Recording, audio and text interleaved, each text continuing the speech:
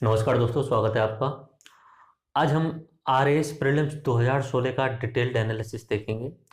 देखेंगे कि कौन कौन से टॉपिक्स में से कितने सवाल पूछे गए थे और उन सवालों का लेवल क्या था। वो सवाल सरल थे, मीडियम थे या कठिन थे। इसलिए मैंने यहाँ पे दो अलग अलग टाइप की सारणी बनाई हुई हैं।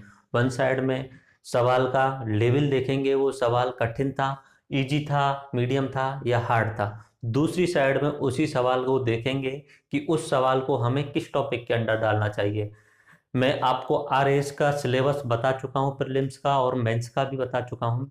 इसके साथ में मैंने इस वीडियो के डिस्क्रिप्शन में आपके लिए आर एस प्रीलिम्स का सिलेबस तथा आर एस प्रीलिम्स एग्जाम 2016 का पेपर लिंक में दिया हुआ है, तो आप उसे पहले डाउनलोड कर लें। उसके बाद में ये वीडियो पूरा देखें। अगर आप डाउनलोड भी नहीं कर रहे हैं तो कोई दिक्कत, मैं आपकी स्क्रीन पे पेपर लगा दूंगा।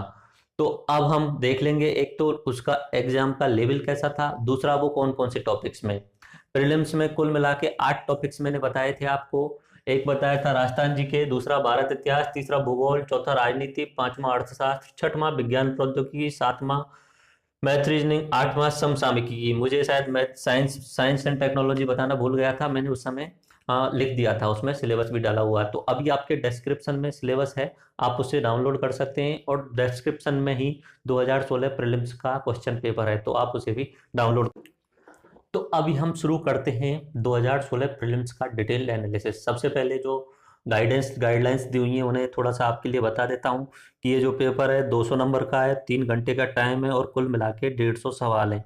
अब ये समझ में नहीं आया मेरे में कि 150 सवाल हैं तो उन्हें 150 नंबर के ही रख लेते, 200 नंबर का रखने से क्यों? क्योंकि सभी सवाल जो हैं, सभी प्रश्न जो हैं वो समान अंक के हैं। अब आरपीएससी पता नहीं क्या चाहती है इन चीज़ों के बारे में। 1.33 नंबर का हर सवाल है, इस तरीके से 1.33 का हर सवाल है। इसमें लिखा हुआ है सभी प्रश्नों के उत्तर दीजिए, सभी प्रश्नों के अंक समान है, अंक सभी के समान है। ऐसा नहीं है कि मैथ साइंस वाले के लिए ज़्यादा नंबर हो या मैथ साइंस वाले के लिए ज़्यादा नंबर हो या ज्योग्राफी वाले के लिए ज़्यादा नंबर हो। सारे प्रश्न एक जैसे हैं सभी के लिए। अगर 200 में 150 का भाग देंगे तो 1.33 यानी 1% जो है वो 1.33 मार्क्स का। प्रत्येक प्रश्न का केवल एक ही उत्तर देना है, ये भी सही है, एक ही उत्तर देना है। दो आप गोले भर दोगे तो उसे गलत मान लिया जाएगा। और इंस्ट्रक्शन में दिया हुआ है नीला पेन आपको यूज करना है। उसके बाद में प्रत्येक गलत उत्तर के लिए प्रश्न अंक का 1/3 भाग काटा जाएगा। तो ये दो तीन चीजें याद रखनी है कि सभी प्रश्नों के समान अंक हैं। उसके बाद में नीला पेन यूज करना है और नेगेटिव मार्किंग है 1/3 नाम से, ठीक है। इसमें कुल 150 क्वेश्चन थे। 2016 का जो कट ऑफ था वो 200 नंबर में से 80 नंबर पर था। 200 नंबर में से था 80 नंबर पे। अगर हम क्वेश्चंस वाइज करें इसे तो 150 क्वेश्चन में से अगर आप 60 क्वेश्चन सही कर रहे थे 2016 वाले में तो आपका प्रीलिम्स क्लियर था। तो इस तरीके से हम चलते हैं अब पहले सवाल पे।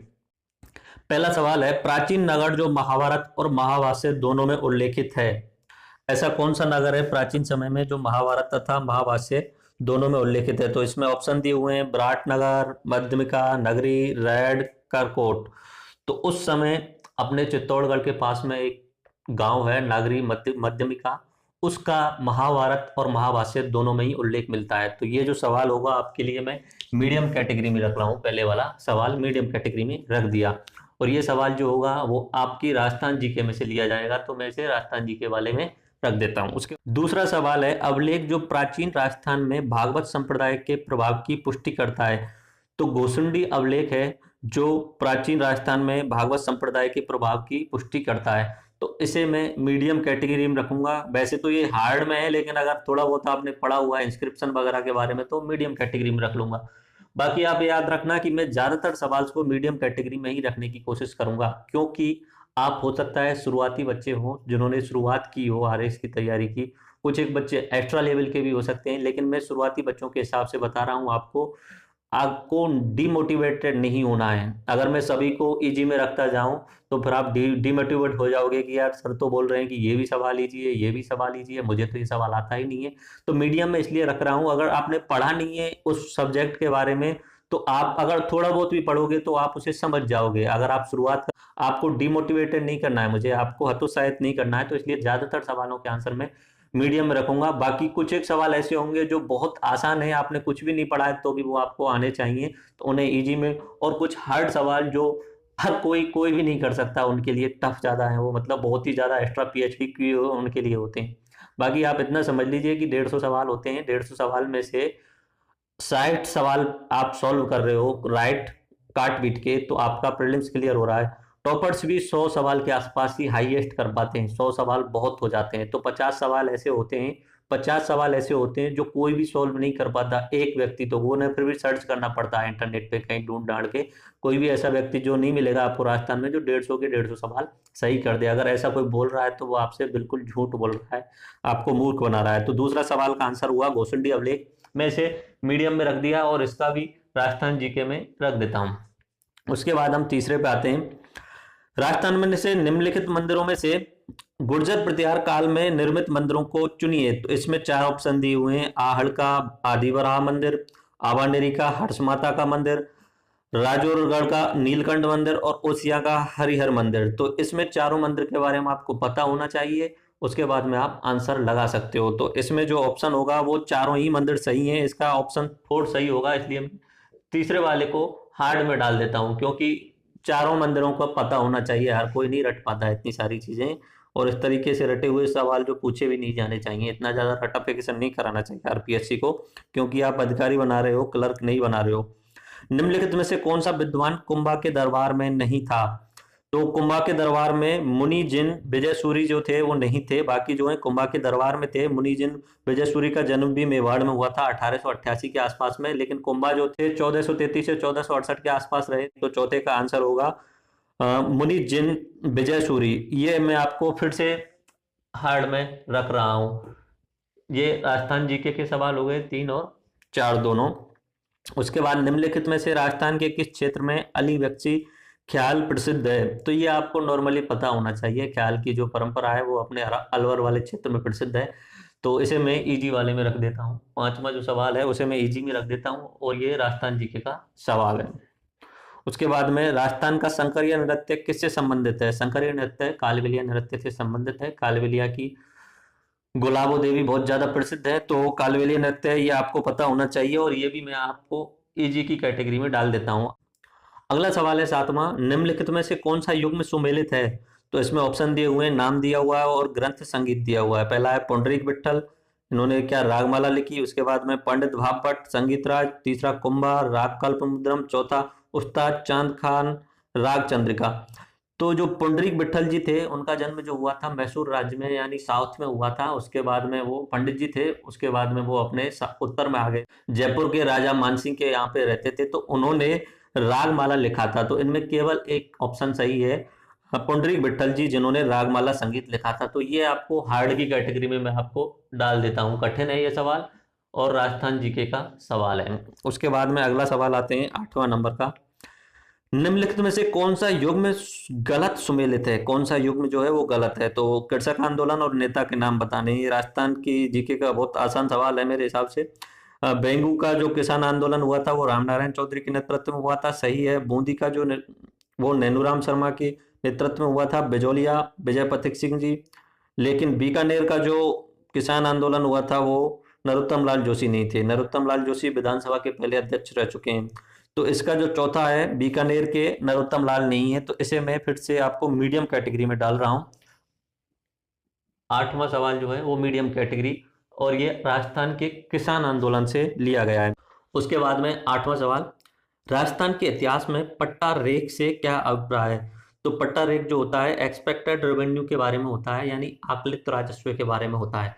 तो ये मैं फिर से आपको मीडियम कैटेगरी में डाल रहा हूँ, 9वां सवाल। और ये अपने राजस्थान का, ये तो राजस्थान जीके वाले में डाल दिया। उसके बाद में 10वां सवाल, शेखावटी ब्रिगेड का मुख्यालय कहाँ स्थित है? शेखावटी ब्रिगेड जो थी वो अंग्रेजों के समय पे बनी हुई थी, तो उन्होंने उनका मुख्यालय जो बनाया हुआ था वो झुंझुनू जिले में बनाया हुआ था। शेखावटी ब्रिगेड का मुख्यालय जो होगा वो झुंझुनू जिले में था। उस समय 1830 के आसपास में अंग्रेजों ने अपनी एक ब्रिगेड बनाई हुई थी, सेना की आर्मी की ब्रिगेड बनाई हुई थी। तो इसका आंसर होगा 10वीं का झुंझुनू। ये थोड़ा बहुत भी पढ़ा होगा तो आपकी आसानी से कर सकते हैं। 10वां जो है वो मीडियम में डाल दिया और इधर राजस्थान जीके में मैंने डाल दिया। उसके बाद में 11वां सवाल, स्वतंत्रता पूर्व राजस्थान का निम्नलिखित में से कौन सा समाचार पत्र आर्य समाजी विचारधारा का संवर्धन नहीं करता था?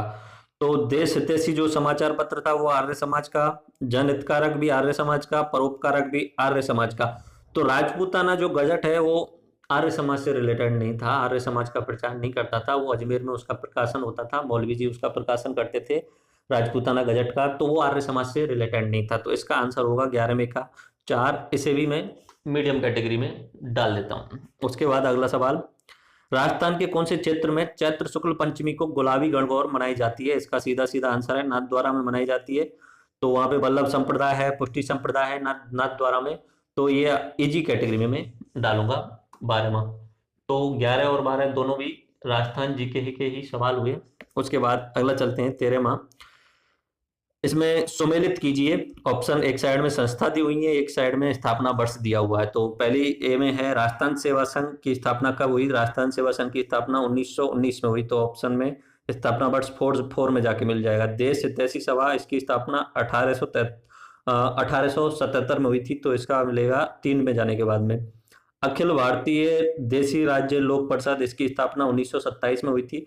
और चैम्बर ऑफ प्रिंसेस ये 1921 में बना था। तो इसके लिए आपको मिलाएंगे तो आंसर नंबर बैठेगा ए, 1 वाला आंसर, जिसमें पहले का 4, दूसरे का 3, तीसरे का 2 और चौथे का 1। तो इस तरीके से ये आपको डेट याद रखनी पड़ेगी। मतलब रट्टाफिकेशन का काम कर दिया आरपीएससी वालों ने।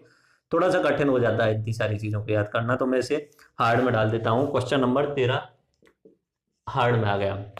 उसके बाद में हम बात करते हैं क्वेश्चन नंबर 14। निम्नलिखित में से सर्वप्रथम किसने राजस्थान के राष्ट्रीय शासक वर्ग के लिए पृथक शिक्षा संस्थान की आवश्यकता पर बल दिया?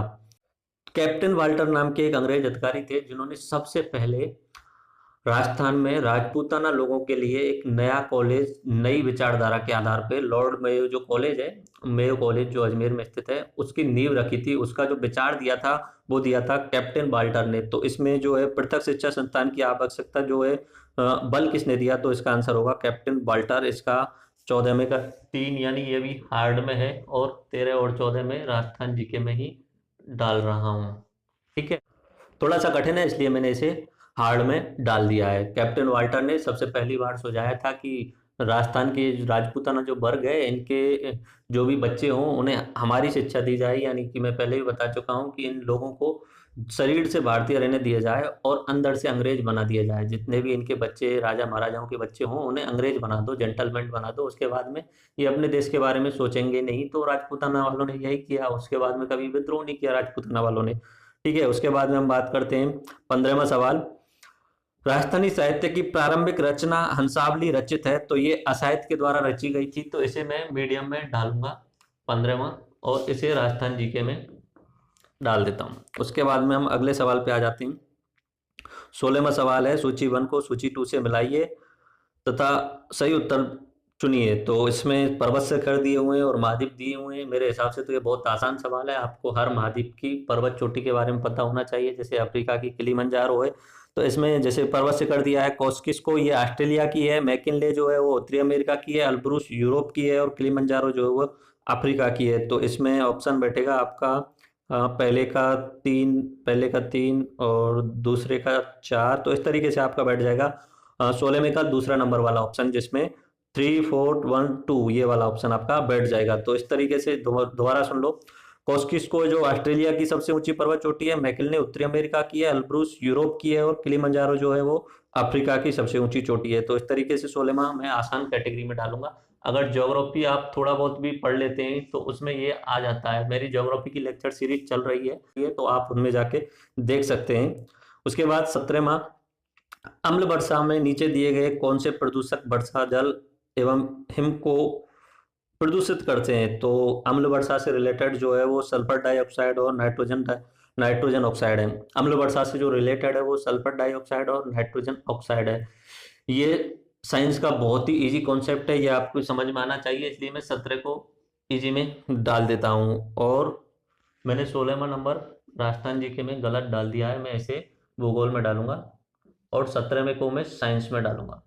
ठीक है, उसके बाद में हम बात करते हैं निम्नलिखित में से कौन से किसी प्रदेश की जैव विविधता के लिए संकट हो सकते हैं? 18वां सवाल है। ऑप्शन ए भूमंडलीय तपन यानी ग्लोबल वार्मिंग, दूसरा है प्राकृतिक बांस का विखंडन यानी फ्रेगमेंटेशन ऑफ हैबिटेट। तीसरा है विदेशी प्रजातियों का आक्रमण, इन्वेजन ऑफ एलियन स्पीसीज। चौथा है शाकाहार को प्रोत्साहन करना यानी प्रमोशन ऑफ वेजिटेरियन। तो इसमें सवाल दोबारा सुन लीजिए, निम्नलिखित में से कौन से किसी प्रदेश की जीव विविधता के लिए संकट उत्पन्न कर सकते हैं यानी बायोडाइवर्सिटीज के लिए प्रॉब्लम दे सकते हैं। तो अगर ग्लोबल वार्मिंग हो रही है तो निश्चित सी बात है उससे बायोडाइवर्सिटी को नुकसान है, यानी ताप बढ़ रहा है तो नुकसान है। अगर जो प्राकृतिक बास है उसका विखंडन हो रहा है यानी टूट रहा है तो भी बायोडाइवर्सिटी को नुकसान है। अगर कोई विदेशी प्रजाति आक्रमण कर रही है तो भी नुकसान है। इसमें सिर्फ शाकाहार को प्रोत्साहन देने से अपनी जैव विविधता को कोई नुकसान नहीं है, शाकाहार को प्रोत्साहन देने से तो जैव विविधता का फायदा होने वाला है। ठीक है, तो इसके बाद में इसमें से किस से संकट उत्पन्न हो सकते हैं, तो तीनों से उत्पन्न होंगे, चौथे वाले से कोई नुकसान नहीं है। इसे मैं आसान की कैटेगरी में डालूंगा। 18 वाला ये अपना मैं साइंस में डाल देता हूँ क्योंकि विज्ञान प्रौद्योगिकी में ही बायोडाइवर्सिटी का टॉपिक भी आ जाता है। उसके बाद में कुछ 19वां सवाल है, सूची 1 को सूची 2 के साथ सम्मिलित करते हुए नीचे दिए गए कोड की सहायता से सही उत्तर चयन।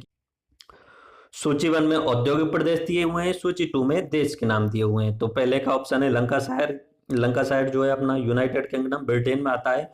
दूसरा है रूवर प्रदेश, ये जर्मनी का है। तीसरा है केन प्रदेश, ये अपने जापान का है। और दक्षिणी अपलेशियन प्रदेश ये अपने यूएसए का है, संयुक्त राज्य अमेरिका का। तो इसका जो ऑप्शन होगा वो थर्ड ऑप्शन सही होगा। ये कठिन है, आपको नहीं हो सकता है पता, इसलिए मैं इसे हार्ड की कैटेगरी में डाल रहा हूँ 19वां।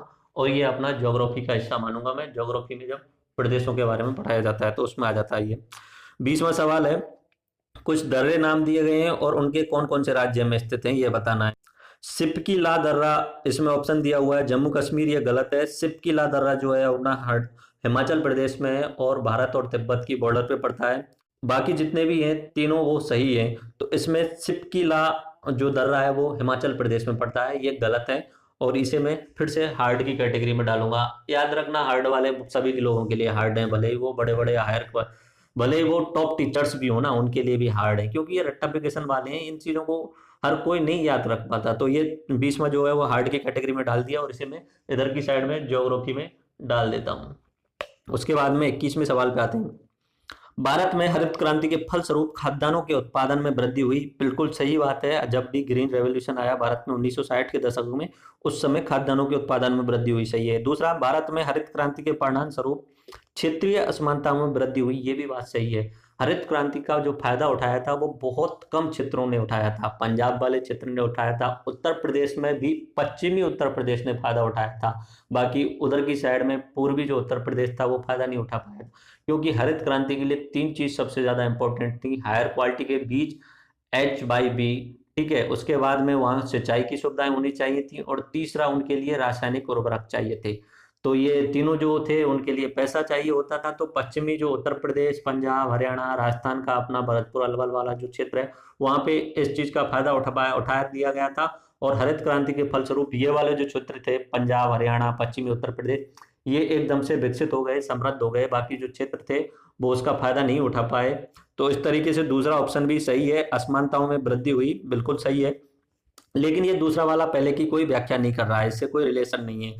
तो इसका आंसर होगा 2, यानी ए और आर दोनों सही है, परंतु आर ए की सही व्याख्या नहीं करता है। तो 21वां मैं आसान की कैटेगरी में ही डाल रहा हूँ। 21वां आपको हरित क्रांति के बारे में आना चाहिए, अगर थोड़ा बहुत भी आता है तो आप आसानी से इसे कर सकते हो। 22वां सवाल, निम्नलिखित में से सन 2013-14 में भारत में मैगजीन उत्पादक राज्यों में उच्च से निम्न उत्पादन स्तर का कौन सा क्रम सही है। रट्टाफिकेशन का सवाल है, आरपीएससी की जय हो। इसका आंसर होगा मध्य प्रदेश, उड़ीसा, आंध्र प्रदेश और राजस्थान, यानी ऑप्शन नंबर ए। तो 22 को मैं हार्ड में डालूंगा। उसके बाद नेक्स्ट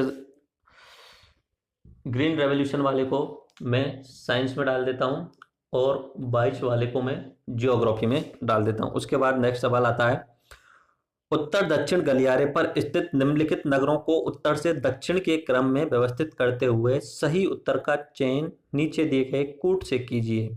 ऑप्शन दिए हुए हैं, 4 शहरों के नाम दिए हुए हैं, नागपुर, आगरा, कृष्णगिरी और ग्वालियर। इनमें आपको उत्तर से दक्षिण की दिशा में कौन कौन से पड़ेंगे। तो सबसे पहले आता है आगरा, उसके बाद में ग्वालियर आता है, उसके बाद में नागपुर आता है और उसके बाद में कृष्णगिरी आता है। अगर आपको भारत के मैप का थोड़ा बहुत भी अनुमान है, ये इंपॉर्टेंट शहर है। आगरा का तो आपको पता ही होगा, ग्वालियर का भी पता होगा, नागपुर का भी पता होगा, महाराष्ट्र में पड़ता है, आगरा यूपी में पड़ता है, ग्वालियर एमपी में पड़ता है। और कृष्णगिरी आपको पता भी ना हो तो कोई प्रॉब्लम नहीं है, क्योंकि लास्ट में बच जाएगा तो आप लॉजिकल गैसिंग से कर दोगे। तो इसका आंसर होगा दो।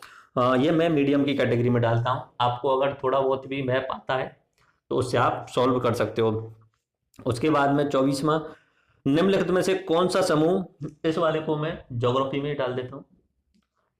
निम्नलिखित में से कौन सा समूह राजस्थान की पर्वत चोटियों की उनकी ऊंचाई के अनुसार सही अवरोही क्रम में होता है? अच्छा, अवरोही और आरोही में प्रॉब्लम हो जाती है। आरोही का मतलब होता है चढ़ना और अवरोही का मतलब होता है उतरना। अब का याद रखना है तो आप इतना याद रख लीजिए, एक शब्द होता है अवनति। अवनति का मतलब होता है कोई व्यक्ति नीचे गिर रहा है, नीचे गिरने को बोलते हैं अवनति।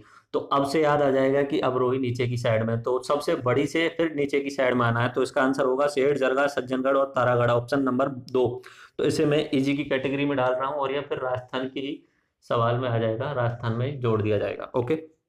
उसके बाद में सवाल नंबर 25, राजस्थान की किस झील को रामसर आर्द्र भूमि की सूची में सम्मिलित किया गया है? आसान सवाल है, अगर आपने थोड़ा बहुत भी पढ़ा हो तो सामर झील के बारे में रामसर साइट घोषित किया गया है।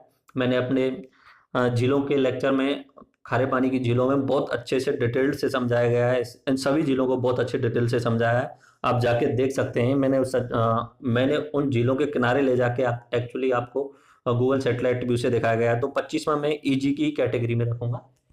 25वां आसान है और ये राजस्थान का सवाल है। उसके बाद में अगला 26वां, राजस्थान सरकार द्वारा पहली वन नीति का अनुमोदन कब किया गया था? तो फरवरी 2010 में किया गया था। 2016 का पेपर है, 10 तक 26 हार्ड में और इधर की साइड में इस तरीके से। 27वां नंबर, राजस्थान सरकार ने कौन से वर्ष में राजस्थान जैविक विविधता नियमों को बनाया तथा राजस्थान राज्य जैव विविधता बोर्ड की स्थापना की? तो इसका जो आंसर है सन 2010 में ऐसा किया था राजस्थान सरकार ने। इसे मैं मीडियम कैटेगरी में डाल रहा हूँ और उधर राजस्थान की साइड में। तो क्वेश्चन नंबर 27 राजस्थान जी के और इधर की साइड में मीडियम कैटेगरी में। उसके बाद में चौधरी कुंभाराम नहर द्वारा लाभान्वित जिला है। चौधरी कुंभाराम नहर जो है वो अपनी इंदिरा गांधी नहर से एक लिफ्ट कैनाल बनाई गई है। उसका जो फायदा होगा वो हनुमानगढ़, चूरू और झुंझुनू 3 जिलों को होने वाला है। तो इसमें 2 ऑप्शन दिए हुए हैं, हनुमानगढ़ और झुंझुनू, तो आपको ऑप्शन नंबर ए लगा देना है। तो 28वां जो है वो ईजी में डाल देता हूँ मैं। 28वां जो है वो ईजी में डाल देता हूँ, क्योंकि नहरें आप पढ़ोगे तो उसमें बहुत आसानी से आ जाता है ये।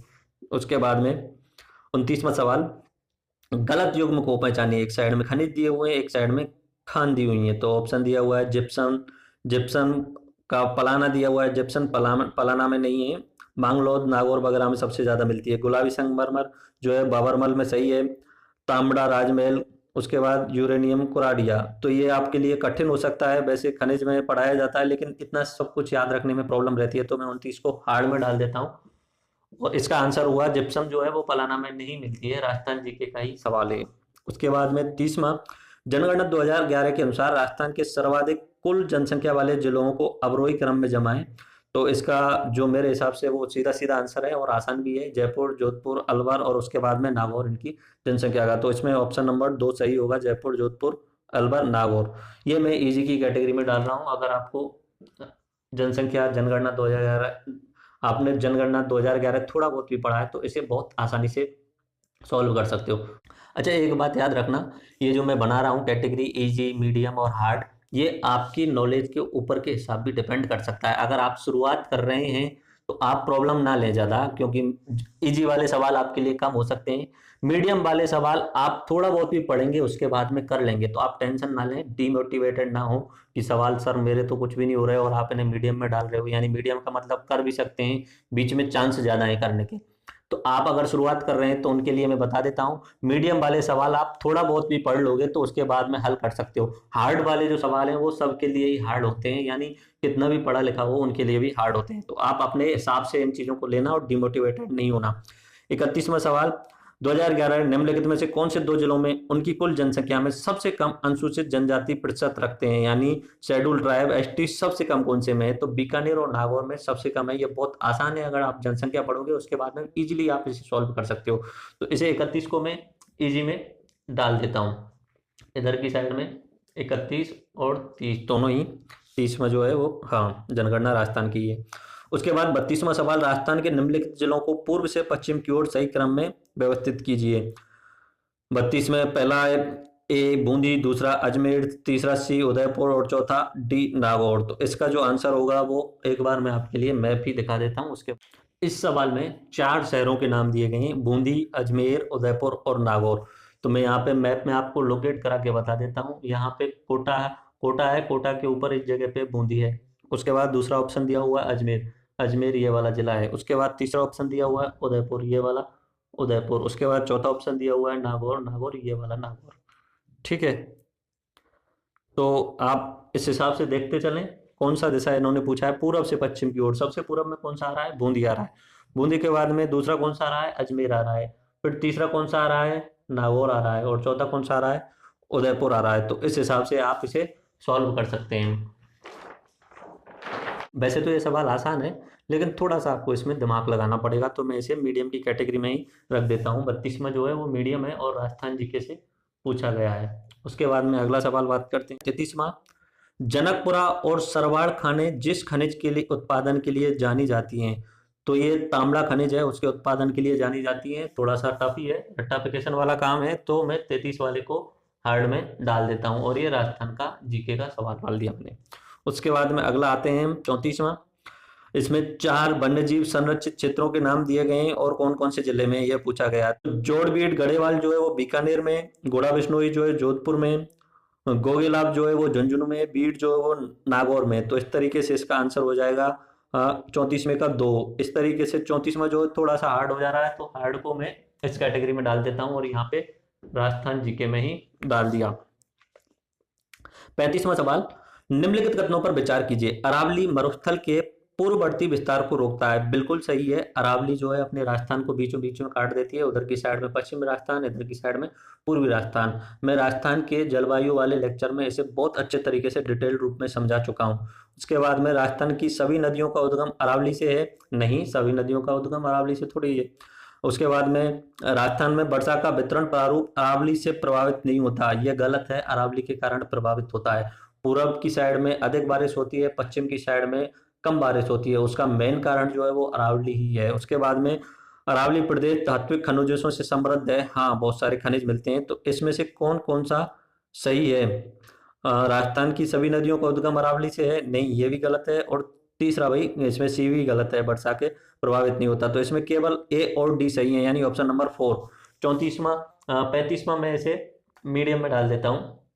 35वां मैं इसे इजी में डाल देता हूँ। मैंने बहुत अच्छे तरीके से राजस्थान जलवायु वाले लेक्चर में आपको बताया हुआ है।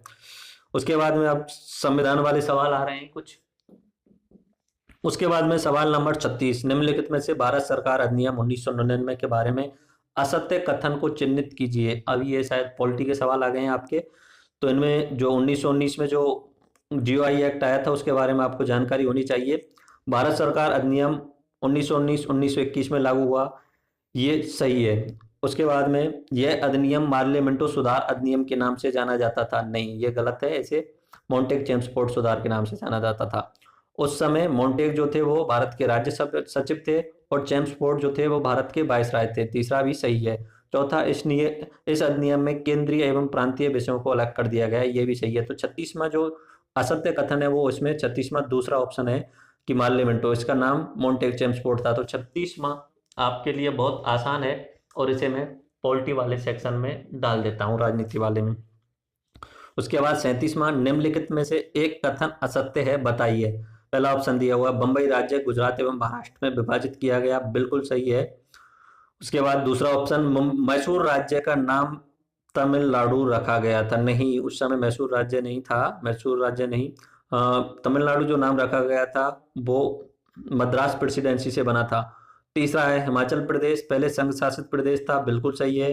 गोवा को दमन व दीप से अलग किया गया था। हाँ, ये भी सही है, पुर्तगालियों का शासन था उन जगह पे भी।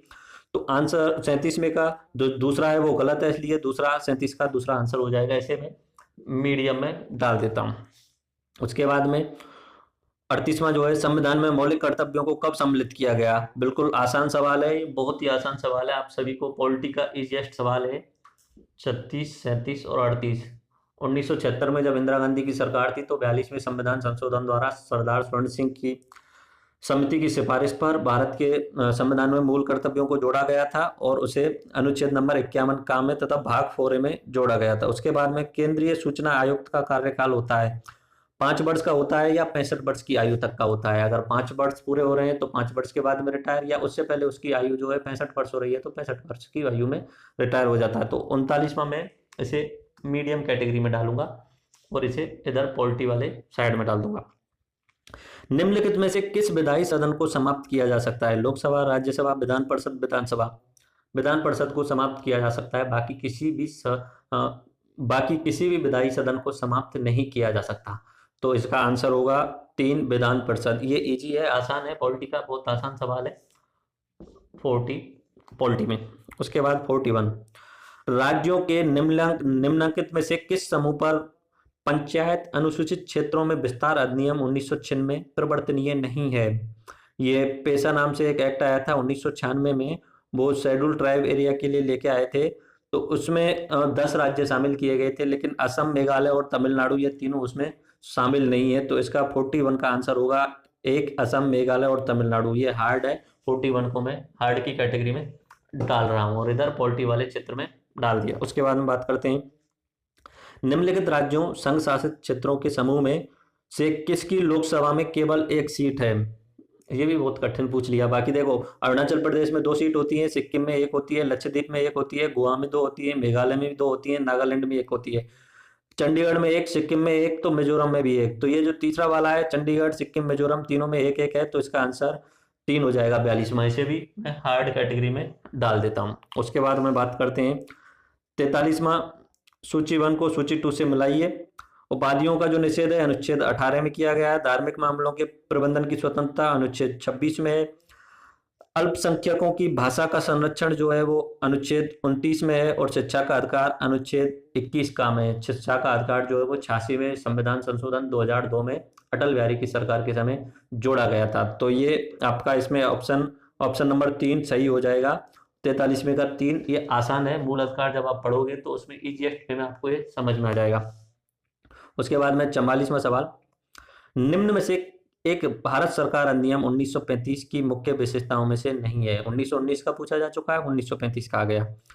यह प्रांतीय सहायता के सूत्रपात का संकेत था, शुरुआत हो चुकी थी। इस अधिनियम में अखिल भारतीय महासंघ का प्रावधान था, बिल्कुल सही है।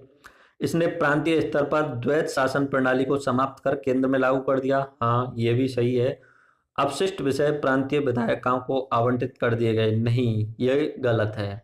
तो इसमें 44 में का जो है वो चौथा गलत है, तो इसलिए इसका आंसर 4 हो जाएगा। तो 44 को मैं मीडियम कैटेगरी में डाल देता हूँ और इधर की साइड में 42, 43 और 44 ये तीनों पॉलिटी में आ गए। अब अगला सवाल 45वां, भारत के राष्ट्रपति के महाअभियोग की प्रक्रिया है न्यायिक प्रक्रिया, अर्ध न्यायिक प्रक्रिया, विधायी प्रक्रिया, कार्यपालिका प्रक्रिया। राष्ट्रपति के बारे में जब आप पढ़ोगे संविधान में, मैं लेक्चर सीरीज शुरू करने वाला हूं मेरी, जबकि राजस्थान जी की लेक्चर सीरीज में शुरू कर चुका हूं।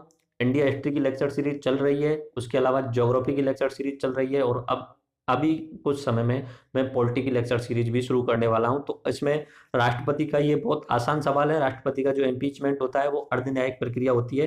45वें का आंसर जो होगा वो 2 होगा, लेकिन फिर भी आप अगर शुरुआत कर रहे हैं तो इसलिए मैं मीडियम में डाल देता हूँ और इधर की साइड में पॉलिटी में डाल दिया। उसके बाद 46वां सवाल है, राजस्थान राज्य में 30 जून 2016 तक कितनी बार राष्ट्रपति लागू शासन लागू? ये रटाफिकेशन वालों के लिए बेस्ट है। 40वां जो है 4 बार अब तक लागू हो चुका है। मैं हार्ड में डालूंगा इसे। कौन रटता पड़ेगा हर चीजों को यार, ये कोई तरीका है पूछने का? हर बार हर चीज रट्टाफिकेशन वाली पूछ ली जाती है। उसके बाद में राजस्थान के राज्यपाल के रूप में श्री कल्याण सिंह की नियुक्ति के पूर्व निम्नलिखित में से कौन राज्य के कार्यवाहक राज्यपाल थे? राम नाईक जो यूपी के राज्यपाल थे वही अपने राज्य का राज्यपाल कार्यवाहक रूप में संभाल रहे थे। 48वें का 3 आसान है। 48 पॉलिटी में करंट अफेयर्स की पॉलिटी से रिलेटेड है। राजस्थान लोक सेवा आयोग के अध्यक्ष के रूप में निम्नलिखित में से किसका कार्यकाल सबसे लंबा रहा? ये आरपीएससी वाले खुद का प्रमोशन कर रहे हैं। टीएस तिवारी जी थे जिनका कार्यकाल सबसे लंबा रहा था। तो 49 का आंसर होगा 3। तो इसे मैं मीडियम में डाल देता हूँ। आप रट सकते हो तो बहुत सारे हैं, वो रट लेना। उसके बाद में 50, जिला आयोजना समिति में निर्वाचित एवं पदेंत कितने सदस्य होते हैं? जिला आयोजना समिति है उसमें 20 निर्वाचित सदस्य होते हैं और पदेंत 3 होते हैं। ठीक है, तो इसे 50 को मैं मीडियम कैटेगरी में डाल रहा हूं और इसका आंसर होगा 20 और 3 2, ऑप्शन नंबर 2। उसके बाद में मैं इसे 49 और 50 भी इधर की साइड में डाल देता हूँ। तो इस तरीके से हमने कुल 50 सवालों को अभी सॉल्व कर दिया है। ये एक साथ में मैं पूरा सॉल्व नहीं करा सकता क्योंकि वीडियो बहुत बड़ी हो जाएगी, तो मैं 3 पार्टों में 50 50 50 करके तीनों 150 सवाल आपको सॉल्व करा दूंगा। तो पार्ट 2 आप देख लेना, कुछ समय बाद में पार्ट 2 डाल दूंगा। बाकी एक बार हमारी जो लेक्चर सीरीज चल रही है उन्हें जाके देख सकते हो आप। ज्योग्राफी की लेक्चर सीरीज चल रही है और पॉलिटी की शुरू करने वाला हूँ, इंडियन हिस्ट्री चल रही है और राजस्थान जी के चल रही है। तो धन्यवाद, पार्ट 2 देखें आप।